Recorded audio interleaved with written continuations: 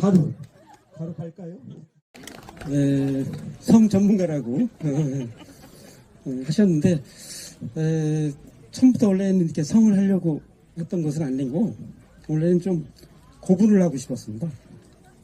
원래 무령왕도 있잖아요. 우리 무령왕릉도 있고 공주대학교가 그전부터 안승주 총장님 이래로 이렇게 고분을 많이 해오고 그래서 백제 고분을 하고 싶습니다 그랬는데 기술 교수님이 고분은 고분고분한 사람이 하는 거야. 자네는 성을 잘 내니까 성을 하지. 그래서 뭐 또 아무 소리도 못하고 성을 하게 되는데 그러시더라고요. 한 충남도내 뭐 몇 개나 있겠어. 뭐 한 20-30개밖에 안 될 거야. 금방 답사해. 그래서 이제 물러나와서 쭉 자료를 뽑았더니 230개더라고요. 근데 뭐 어떻게 뭐 그때 와서 이제 안 한다고 할 수도 없고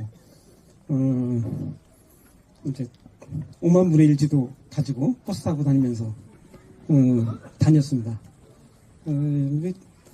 여기 공주부터 시작해서 뭐 부여, 청양, 홍성, 서천, 뭐 부여, 서산, 태안 다 다녔는데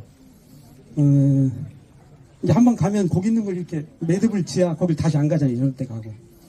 근데 하루에 많이 올라갈 때는 산을 6개 올라간 적도 있고 그렇습니다. 지금 생각하니까 야 그때는 참 날아다녔나 보다 이런 생각도 들고 그래서 한번 보겠습니다. 예, 이게 이제 우리 공주인데요. 화면이 지금 흐리네요. 지금은 저렇게 금강을 중심으로 강남북이 다 많은 분들이 사시고 특히 이제 강북 쪽에도 더 많은 분이 이제 사시고 저렇게 하는데 백제 당시 때는 강북은 아무것도 없습니다. 그래서 이렇게 강남만 강남이 왕도고 강남이 웅진이고 그렇습니다. 지금 보면 아주 짜릿하잖아요. 다음 장에 또 여기 공산성을 중심으로 대체로 한 요 정도 한 번 더 할까요?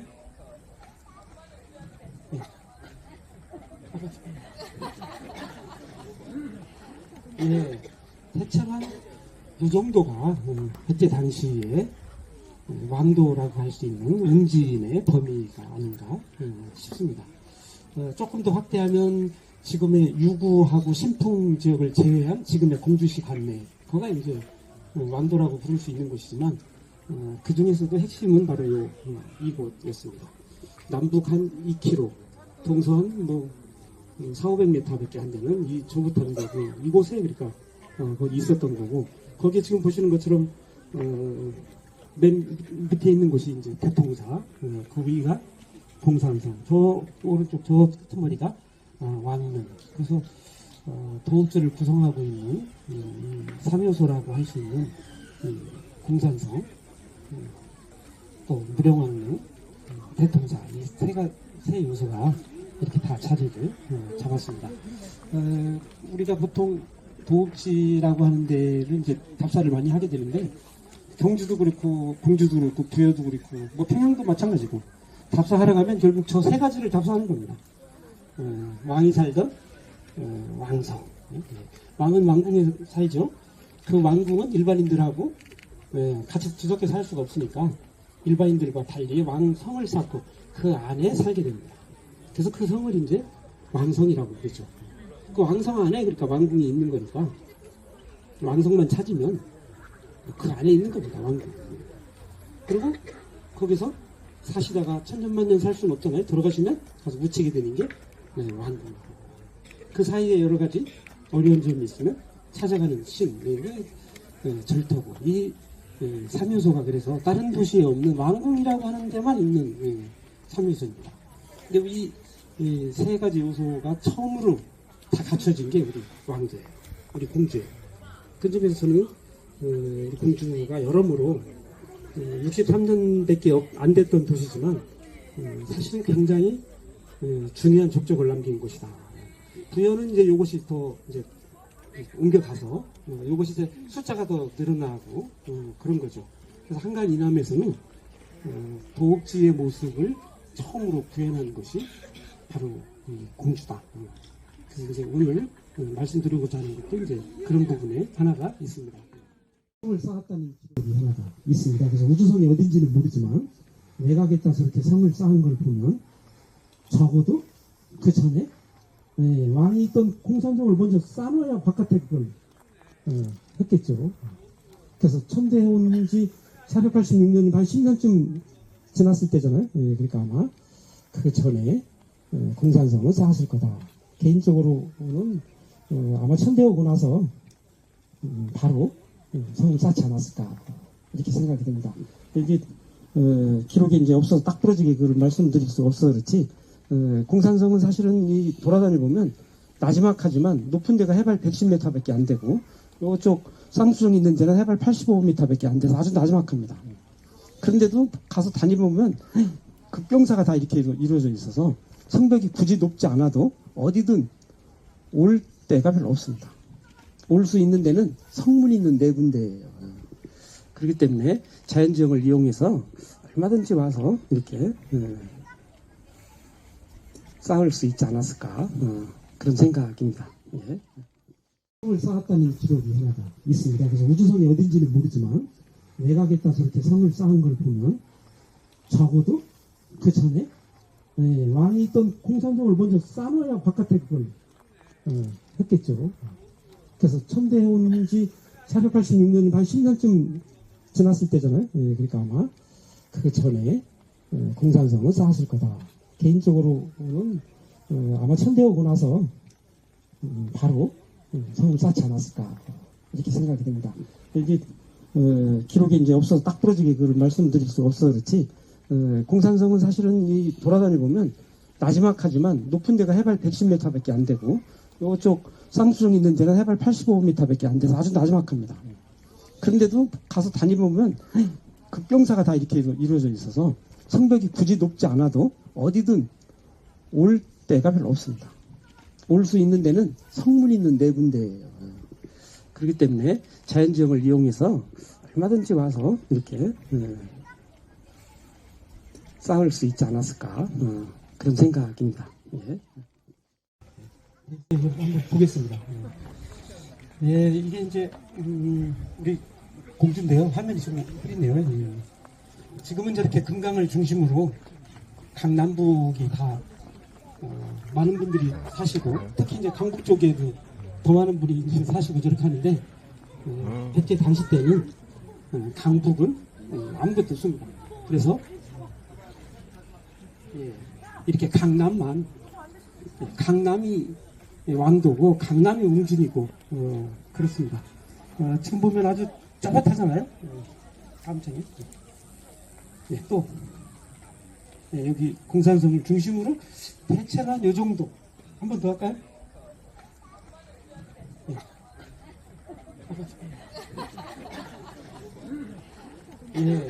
대체가 한 요 정도가 그때 당시에 왕도라고 할 수 있는 웅진의 범위가 아닌가 싶습니다. 조금 더 확대하면 지금의 유구하고 신풍 지역을 제외한 지금의 공주시 관내, 거가 이제 왕도라고 부를 수 있는 곳이지만 그 중에서도 핵심은 바로 이곳이었습니다. 남북 한 2km, 동서한 뭐 400~500m밖에 안 되는 이 조부터는 이곳에 그러니까 거기 있었던 거고, 거기에 지금 보시는 것처럼 맨 밑에 있는 곳이 이제 대통사, 그 위가 공산성, 저 오른쪽 저 끄트머리가 왕릉. 그래서 도읍지를 구성하고 있는 3요소라고 할 수 있는 공산성, 또 무령왕릉, 대통사, 이 세 요소가 이렇게 다 자리를 잡았습니다. 우리가 보통 도읍지라고 하는 데를 이제 답사를 많이 하게 되는데, 경주도 그렇고 공주도 그렇고 부여도 그렇고 뭐 평양도 마찬가지고 답사하러 가면 결국 저 세 가지를 답사하는 겁니다. 왕이 살던 왕성, 왕은 왕궁에 살죠. 그 왕궁은 일반인들하고 같이 뒤섞여 살 수가 없으니까 일반인들과 달리 왕성을 쌓고 그 안에 살게 됩니다. 그래서 그 성을 이제 왕성이라고 그러죠. 그 왕성 안에 그러니까 왕궁이 있는 거니까 왕성만 찾으면 그 안에 있는 겁니다. 왕궁. 그리고 거기서 사시다가 천년만년 살 수는 없잖아요. 돌아가시면 가서 묻히게 되는 게 왕궁. 그 사이에 여러 가지 어려운 점이 있으면 찾아가는 신, 절터고 이 3요소가 그래서 다른 도시에 없는 왕궁이라고 하는 데만 있는 3요소입니다. 근데 이 세 가지 요소가 처음으로 다 갖춰진 게 우리 왕조예요. 우리 공주예요. 그 점에서 저는 우리 공주가 여러모로 63년밖에 안 됐던 도시지만 사실은 굉장히 중요한 족적을 남긴 곳이다. 부여는 이제 요것이 더 이제 옮겨가서 요것이 이제 숫자가 더 늘어나고 그런 거죠. 그래서 한간 이남에서는 도읍지의 모습을 처음으로 구현한 것이 바로 공주다. 그래서 이제 오늘 말씀드리고자 하는 것도 이제 그런 부분에 하나가 있습니다. 시기도 저렇게 해서 잘 불분명하지만 공산성이 백제 때 이게 어떤 형태였었는지 이것도 좀 불분명합니다. 한번 보시고 한번 보세요. 이거 좀 제가 거기서 하는 게 좋을 것 같은데 다음번 한번 보세요. 한 번만 더 해주세요. 이쪽이 이제 저 동벽 쪽인데 우리는 이제 통상 저 동벽 쪽이 이제 토성으로 돼 있고 나머지가 이제 석성으로 돼 있어서 백제 때는 토성으로 하고 충청 가면이 청주에서 이쪽으로 옮겨온 1602년에 나머지 부분은 석성을 쌓아서 현재에 이르고 있다. 이렇게 통상적으로 다 그렇게 알고 계시잖아요. 공주분들은 다 이렇게 알고 계시는데 앞으로 가볼까요? 한번? 앞으로. 그런데 여기 밑에 보시는 것처럼 이미 세종실록 지리지에 석성으로 나옵니다. 1602년이라면 이제 조선 후기인 건데 후기에 석성으로 쌓은 게 아니라 조선 초에 이미 석성으로 나옵니다. 그게 세종실록 지리지가 혹시 착오를 일으킨 게 아닐까? 이렇게 생각할 수 있는데 비슷한 시기에 만든 동구교지승남에도 똑같이 석성으로 나옵니다. 그러고 보면 우리 공산성은 1602년에 가명이 충청 가명이 충북계에 있던 충청 가명이 일로 옮겨오기 전에 이미 언젠가 석성으로 돼 있었구나 하는 걸 이제 알 수가 있죠. 그러면 언제까 그것도 이제 추측인데 이제 조선 초에 저렇게 했으니까 고려조 이전에 했겠죠. 당연히 고려 이전에 했을 텐데 고려 시대의 공산성을 연구하신 윤영혁 교수님 연구에 의하면 12세기쯤에 그 전까지는 이제 공산성 안에 이 공주 지역을 통치하는 관아가 여기 있다가 12세기 전반기에 밖으로 나가서 지금 우리가 알고 있는 것처럼 저기 목관아터 그쪽으로 가지 않았을까 이렇게 논문을 발표하셨는데 그러니까 이제 그 고려조 이전일 텐데 뒤에 한번 잠깐만요. 성벽이 실제로 보면 이게 이제 공산성 성벽이 보통 이렇거든요.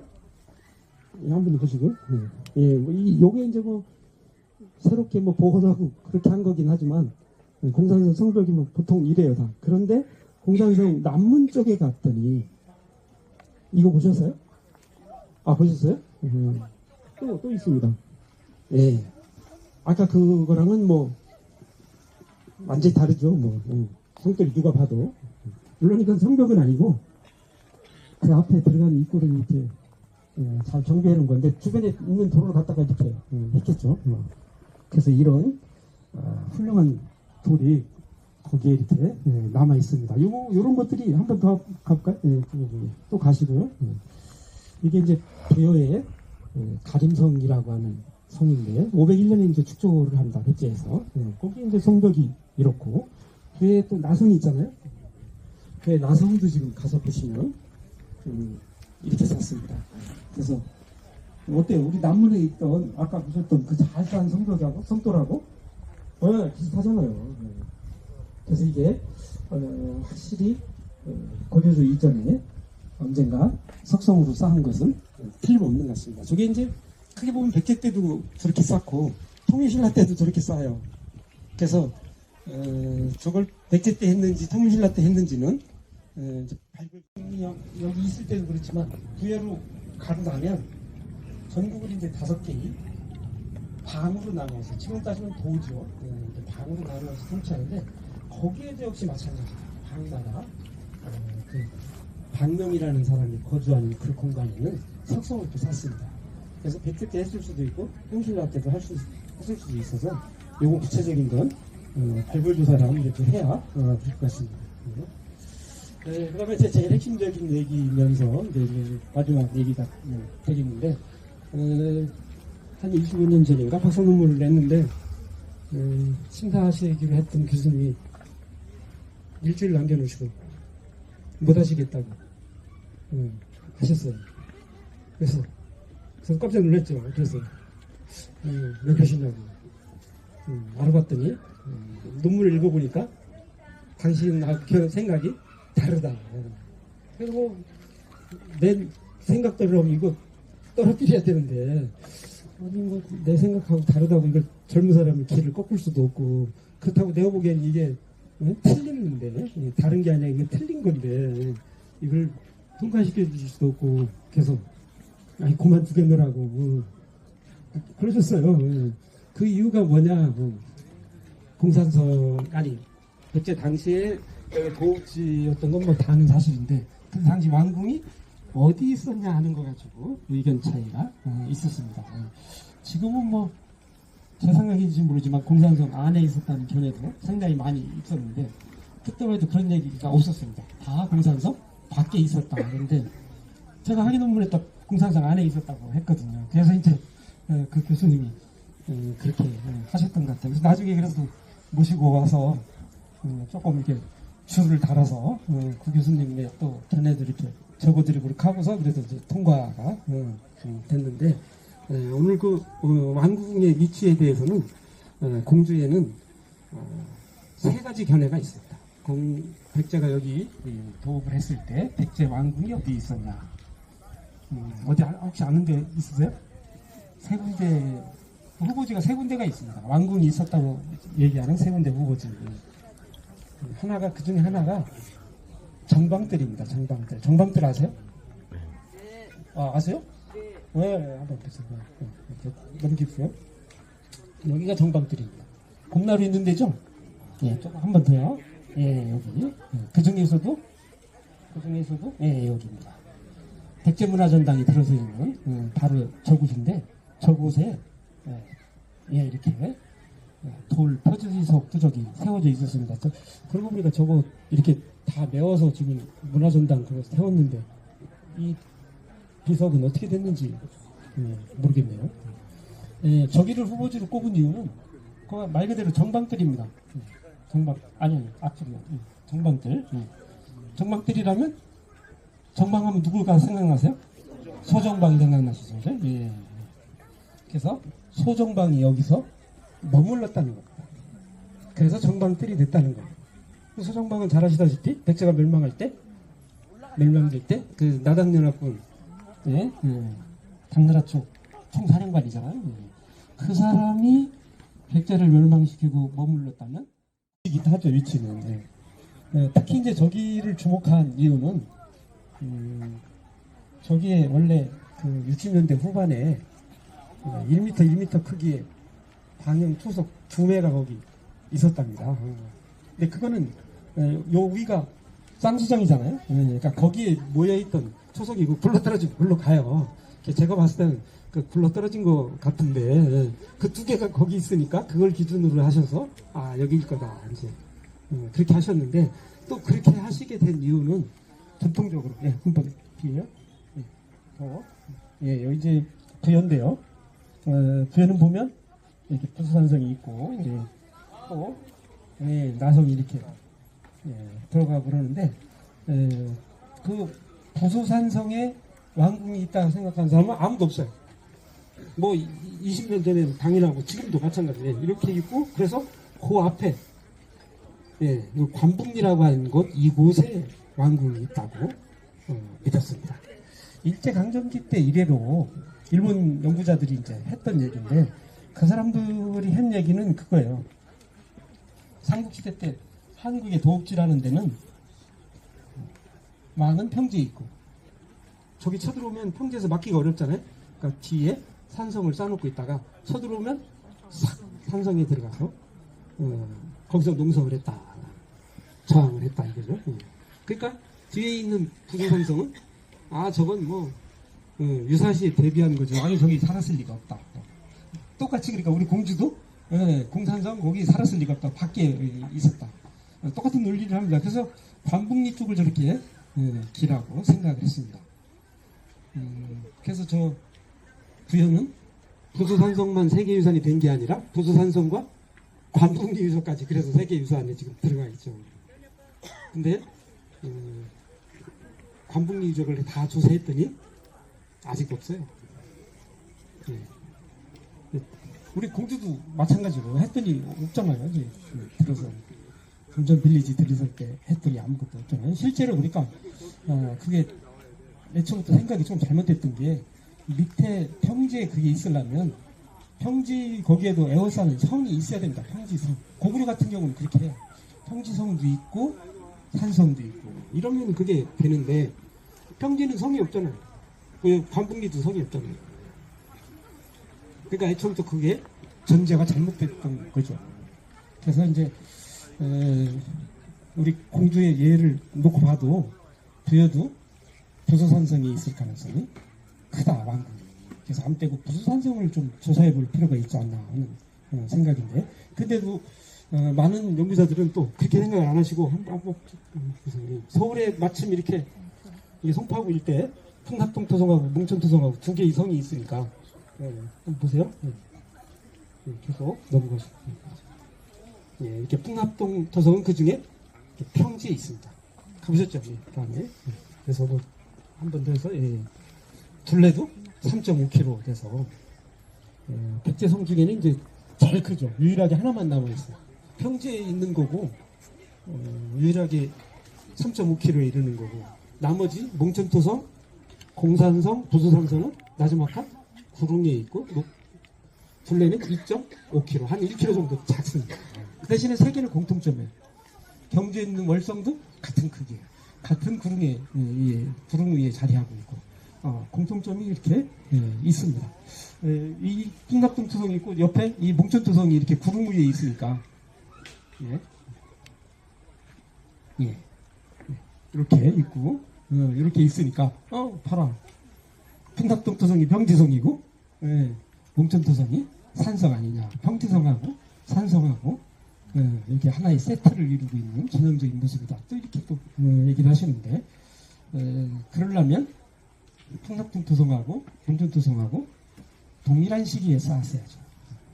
근데 동일한 시기에 쌓은 게 아니라 누가 봐도 몽천 토성이 늦고 풍납동 토성이 빠르고 그래서 이제 그걸 그 기록을 이렇게 놓고 보면 원래 왕이 몽천 토성에 있었는데 풍납동 토성이 있었는데 나중에 몽천토성 구릉 위에다 몽천토성을 쌓고 글로 옮겨갑니다. 그렇게 되니까 이제 공주와 부여는 몽천토성의 전통이 그대로 이어지는 거죠. 그래서 우리 공주와 부여의 공산성과 부수산성이라는 몽천토성과 닮은 나지막한 구릉 위에 쌓은 성이 있게 되는 거고, 그래서 왕은 거기 있게 되는 거고, 그렇게 되는 것 같습니다. 딱 이것도 명문상으로 공산성이 왕성이다. 딱 이렇게 딱 돼 있으면 좋은데 그런 건 또 없어요. 그런 건 없지만 그렇게 볼만한 유추해 볼만한 그 자료들이 또 몇 군데 있습니다. 지금 말씀드리는 이것도 기지만 또 하나는 지금 보시는 것처럼 이 성 둘레가 지금 보시니까 사비기 기록이긴 한데 백제가 부여를 천도하고 난 다음에 왕성의 둘레가 방 1, 2방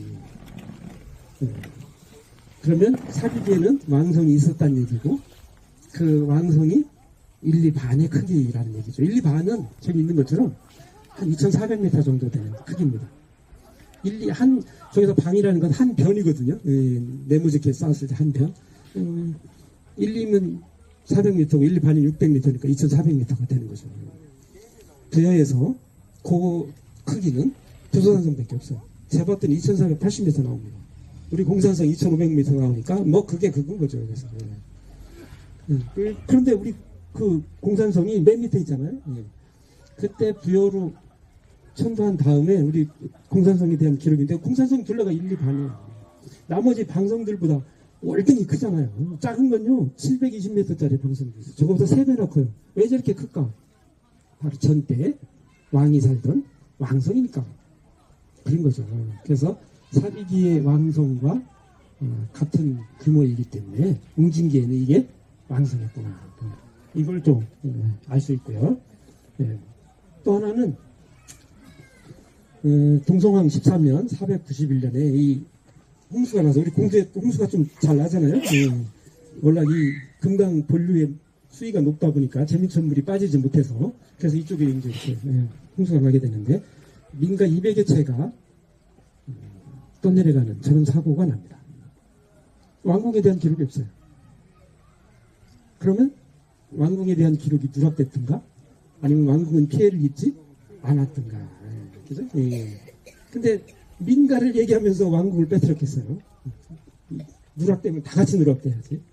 저걸 보면 역시 왕국은 좀 평지가 아니라 좀 높은 곳에 있었던 게 아닌가 하는 걸 또 짐작할 수 있는 거죠. 높은 곳이라고 어디요? 여기밖에 더 있어요. 높은 곳이면서 기와가 나오는 곳.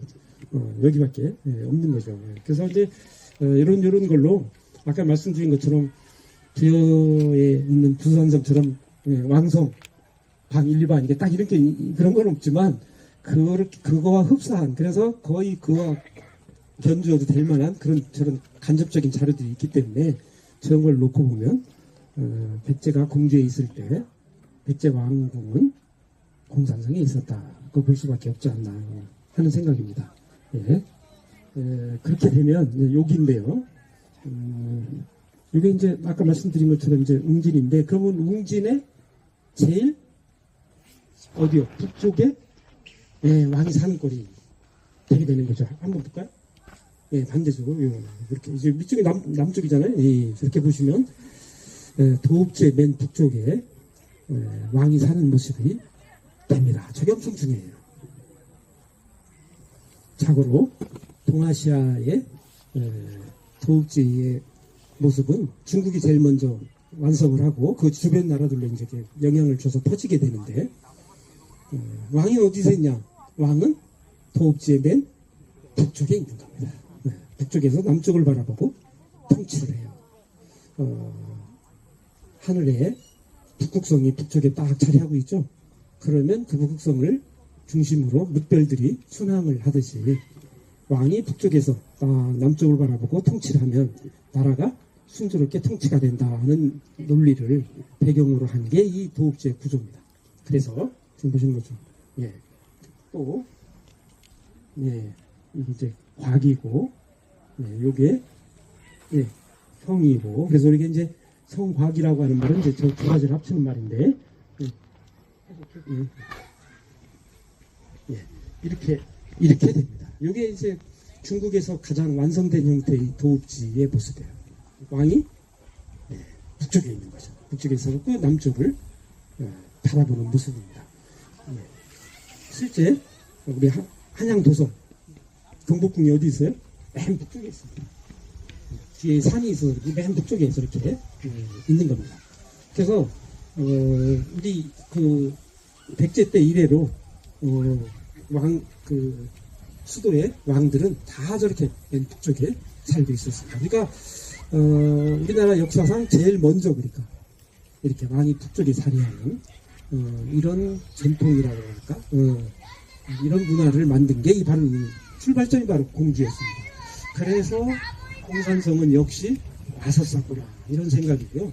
우리는 그동안 이제 한성이 함락되면서 허겁지겁 이제 도망가서 이제 만들었다 이렇게 이제 생각하고 우리 또 배우고 그랬는데 물론 뭐 급하게 온 건 사실이지만 그렇다고 해서 아무 데나 가자 그런 건 아니었고 아마 그 이전부터 고구려가 쳐들어오서 유사시가 되면 어떻게 하겠다 하는 플랜이 있지 않았을까. 그리고 그거에 맞춰서 공주로 오고 특히 공산성에다가 저렇게 털을 잡으면서 새로운 도읍지의 면모를 꾸려갔던 게 아닐까 하는 생각입니다. 왜 그러냐면 보세요. 이게 이제 한 번 더 하세요. 서울인데 황답동 토성에 있다가 몽천으로 갔다 그랬잖아요. 그러면 서울에 있을 때의 왕도의 모습은 왕이 맨 남쪽에 살았어요. 이렇게 남쪽에 살았어요.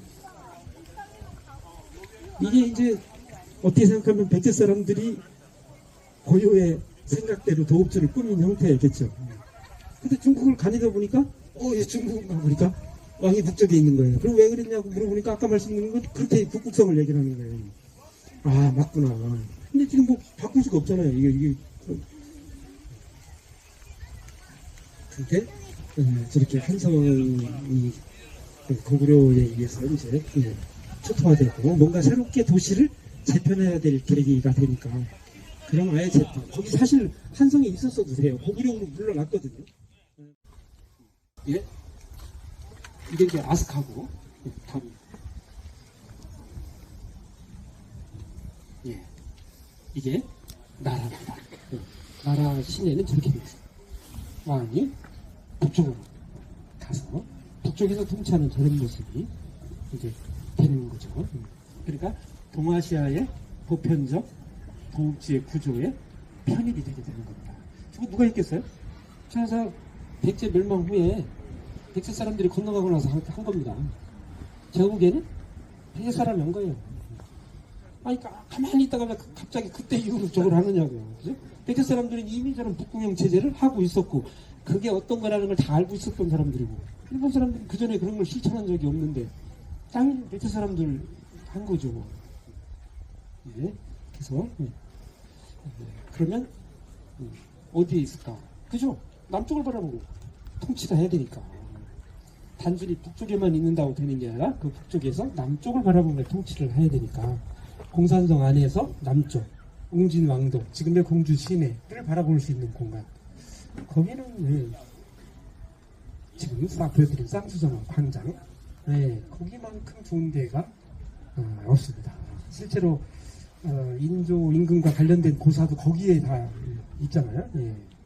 그런 걸 보면 거가 대대적으로 그러니까 공산성에 성주가 머무르던 공간 남쪽을 바라보면서 이렇게 통치했던 그런 공간이라니까 생각을 하고 그래서 그 일대를 자꾸 이렇게 조사를 하는 겁니다. 이번에 작년에 조사할 때는 이제 상당히 좋은 성과를 얻었어요. 아마 이제 제 뒤를 이어서 우리 이현수 선생이 곧 왕궁을 찾아내지 않을까.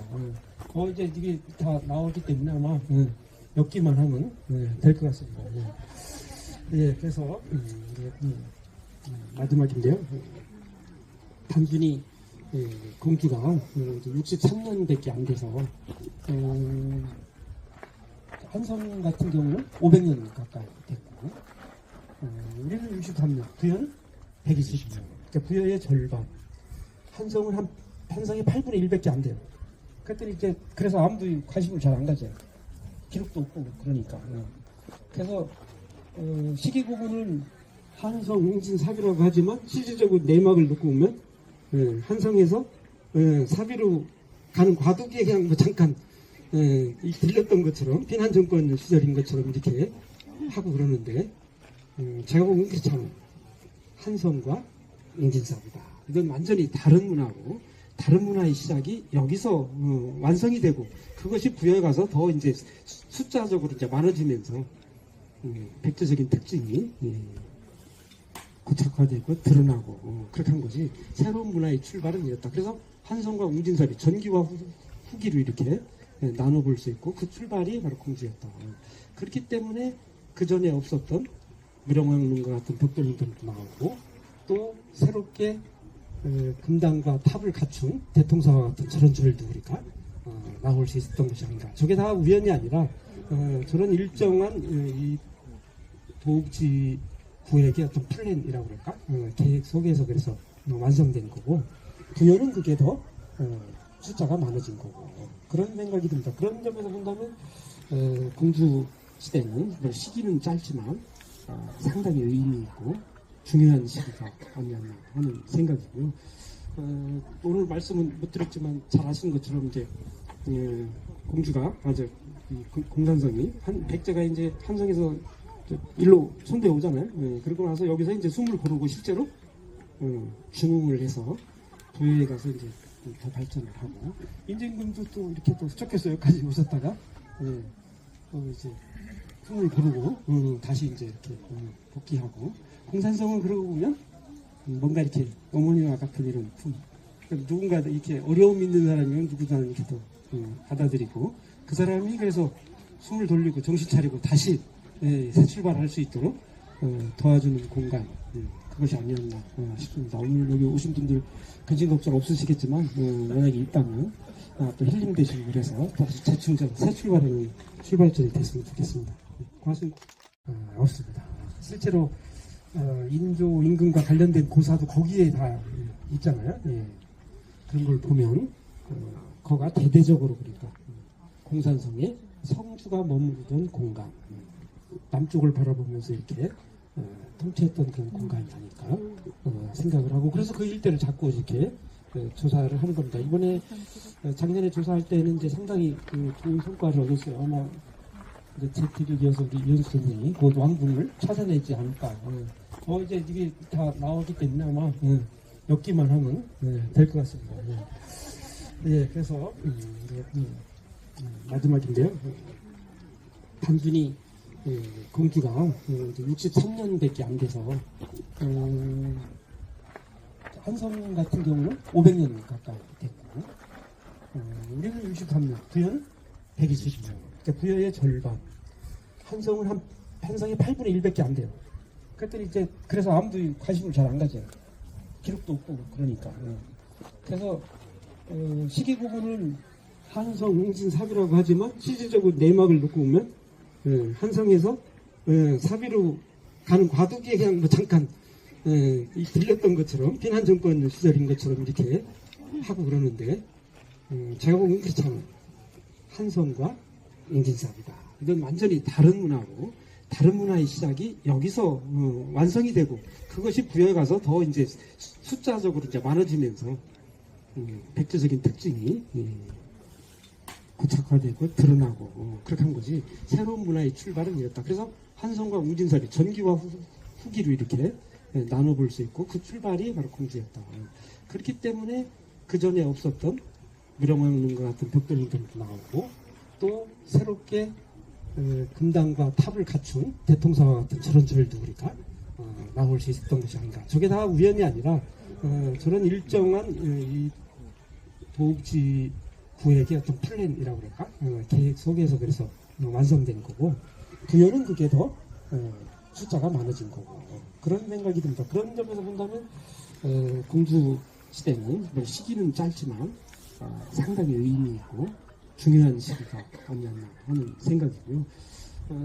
오늘 말씀은 못 드렸지만 잘 아시는 것처럼 이제 공주가 아주 공산성이 백제가 이제 한성에서 일로 손대 오잖아요. 그러고 나서 여기서 이제 숨을 고르고 실제로 중흥을 해서 부여에 가서 이제 더 발전을 하고, 인제임금도 또 이렇게 또 흑척해서 여기까지 오셨다가 이제 숨을 고르고 다시 이제 이렇게 복귀하고, 공산성은 그러고 보면 뭔가 이렇게 어머니와 같은 이런 품, 누군가 이렇게 어려움 있는 사람이면 누구나 이렇게 또 받아들이고, 그 사람이 그래서 숨을 돌리고 정신 차리고 다시 새 출발할 수 있도록 도와주는 공간, 그것이 아니었나 싶습니다. 오늘 여기 오신 분들 근심 걱정 없으시겠지만 만약에 있다면 또 힐링 되시고 그래서 다시 재충전, 새 출발하는 출발점이 됐으면 좋겠습니다. 고맙습니다.